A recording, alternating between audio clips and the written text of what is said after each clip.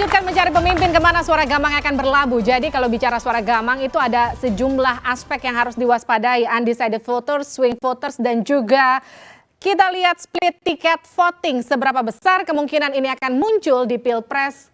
Split ticket voting itu kira-kira kalau kita milihnya capres si A, tapi kita milih parpolnya lain. Seberapa besar ini dan mungkin akan merugikan salah satu pihak. Kita lihat ini dia surveinya. Split ticket voting, koalisi Jokowi Ma'ruf, kita lihat P3, ini lumayan agak terpecah di 53,7% dan 43,2%, Hanura 59,1% dan 39,6% ke Prabowo Sandi.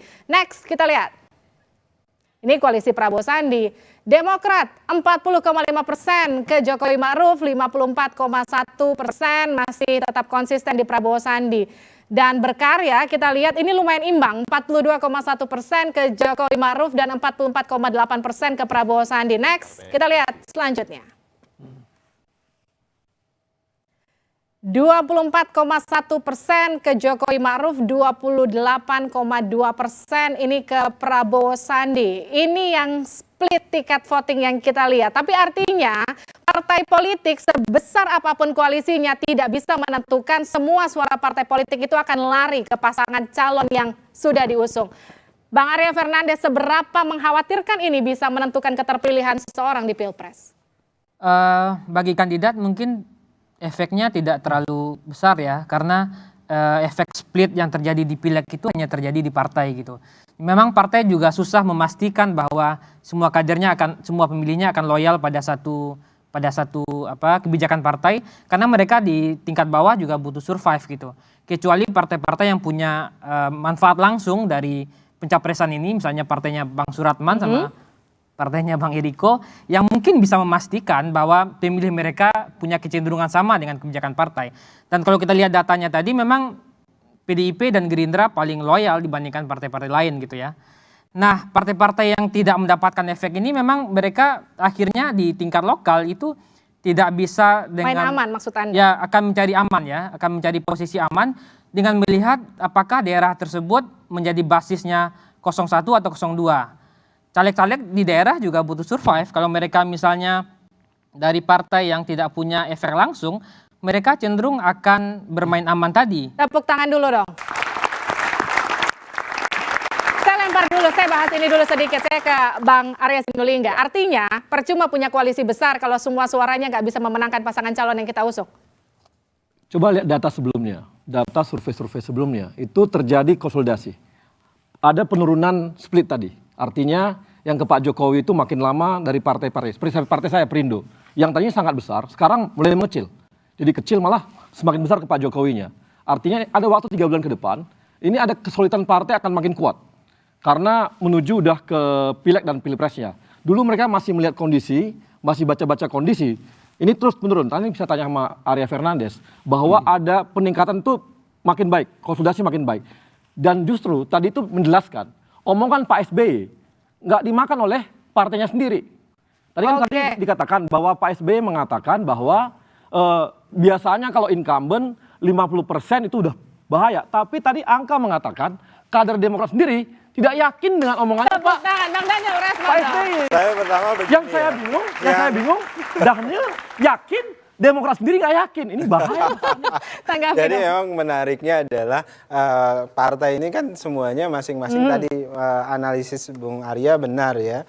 Mereka caleg-caleg punya kepentingan untuk memastikan mereka jadi dan itu disesuaikan dengan kecenderungan pemilih di bawah, itu pertama. Tapi yang lebih menarik adalah pemilih Pak Jokowi pada pemilu 2014 itu banyak yang kemudian berpindah memilih Pak Prabowo. Relawan-relawan kami banyak sekali. Kemudian kedua, orang-orang yang golput seperti saya pada periode 2014 lalu itu memutuskan untuk ikut di Pilpres dan memilih Pak Prabowo. Itu banyak sekali gitu. Dan saya tidak berafiliasi terhadap partai manapun. Saya tidak punya partai. Bahkan terus terang Mbak Livina, saya tidak pernah ikut memilih partai. Mau partai baru atau partai lama, saya tidak pernah tertarik.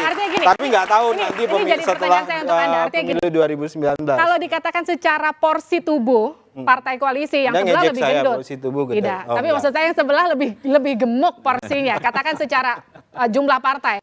Dibandingkan dengan koalisi Prabowo Sandi yang katakanlah lebih kurus secara koalisi partai, apakah split ticket voting justru akan lebih merugikan karena sudah kecil koalisinya, kemudian ada potensi split ticket voting yang cukup Tidak, kami melihat pada potensi yang lain, yaitu potensi relawan tadi, yaitu kecenderungan mereka-mereka yang tidak secara ideologis memilih partai-partai. Tadi saya beri contoh, saya orang yang secara ideologis tidak berafiliasi terhadap partai yang lain. Mereka yang golput dan sebagainya itu punya kecenderungan mendorong pilihan kepada Prabowo dan Sandi. Daniel Azhar Simanjuntak.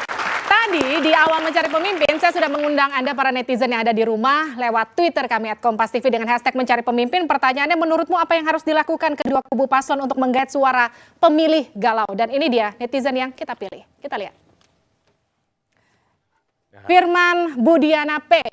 Hashtag mencari pemimpin, hentikan kata-kata yang tidak baik atau menyerang di publik, baik di sosial media, tim ses, pendukung dan sebagainya. Lebih baik fokus ke program kerja dan sebagainya, itu pun kalau sadar. Kalau masih tetap ya sorry to say. Ini artinya suara mereka yang ada di level pemilih mengambang, mengharapkan sekarang sudah saatnya adu gagasan, adu ide 3 bulan jelang Pilpres. Bang Supratman. Ya, saya rasa kalau di tim kami ya, saya rasa kita selalu bahas soal program ya, yang selalu dikonotasikan sebagai sebuah kebohongan oleh teman-teman di sebelah. Karena ini kan, karena galau, akhirnya nggak ada kata-kata selain bohong, hoax, itu yang diidentikan ke kami. Dan itu sesuatu yang menurut saya tidak baik kepada publik ya.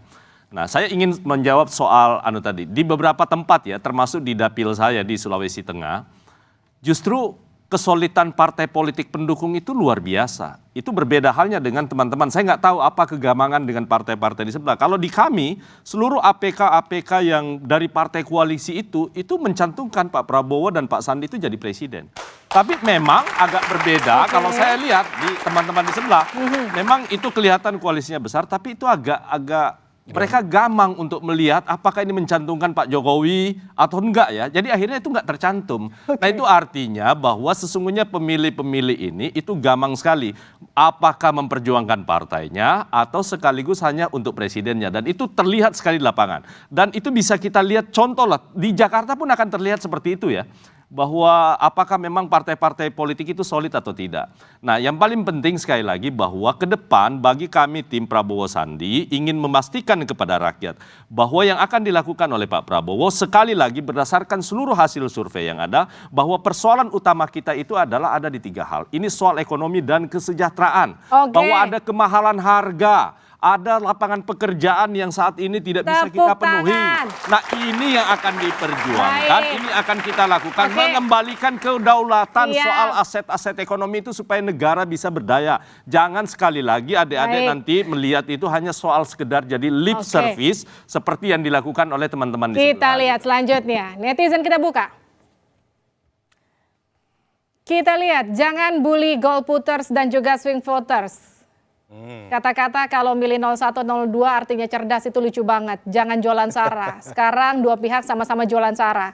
Jangan mencaci maki jagoan lawan. Promosi saja prestasi dan kualitas jagoannya. Apa yang akan dilakukan untuk NKRI? Bang Eriko tanggapi. Ya, kan tadi saya sudah sampaikan sebenarnya di awal. Bahwa tadi sudah terbukti kan lewat hasil survei itu. Bahwa memang yang diperebutkan tinggal sedikit saja.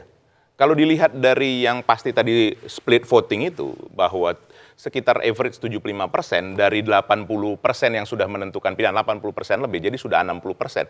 Tidak mungkin lebih dari 80% yang ke TPS. Itu dari berdasarkan hasil survei.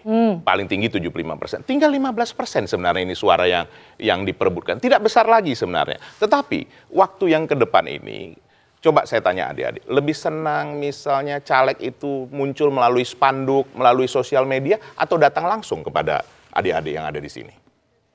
Langsung kan? Bahwa kita bukan memilih caleg spanduk, bukan memilih partai spanduk, intinya bukan memilih juga calon presiden spanduk. Loh, jujur, saya harus sampaikan, kalau di Jakarta ini dari alat peraga, pasti pasangan kompetitor kita lebih banyak. Boleh dicek. Enggak dong Bang, boleh banyak dicek. kan Pak Jokowi. Di Jakarta Pusat, Selatan, Utara, Barat, lebih banyak, jauh lebih banyak. Pak Jokowi, kenapa? Begini, ini sekarang sebenarnya adalah pestanya rakyat. Pestanya kita semua. Mereka ingin bertemu langsung. Dengan Artinya siapa? ini Dengan strategi calonnya. yang Jadi- sudah dilakukan dan Jadi dipastikan aku akan ingin memenangkan jawab Jokowi dulu. Maruf. Tadi Jadi kan, aku tadi sebentar kan waktu aja. sana Oke. bicara ingin jawab satu hal. Saya Satu tidak aja. mau menang, Satu boleh aja. begitu. Yang pertama, Ini kan. yang disampaikan Nah, ini oleh sudah Bung Eriko menunjukkan. ini, saya hanya menyatakan bahwa bukan soal banyak Nah. tidaknya soal Oke. spanduk. Kita sabar, Tapi Iyalah, kita intinya sabar aja. adalah bahwa kalau teman-teman koalisi itu solid, kalau ada berarti kan harusnya memang perjuangan itu Tapi APK artinya itu apa strategi yang capresnya akan ada dilakukan? gitu. Ditahan dulu, kita bahas usai jeda di Mencari Pemimpin.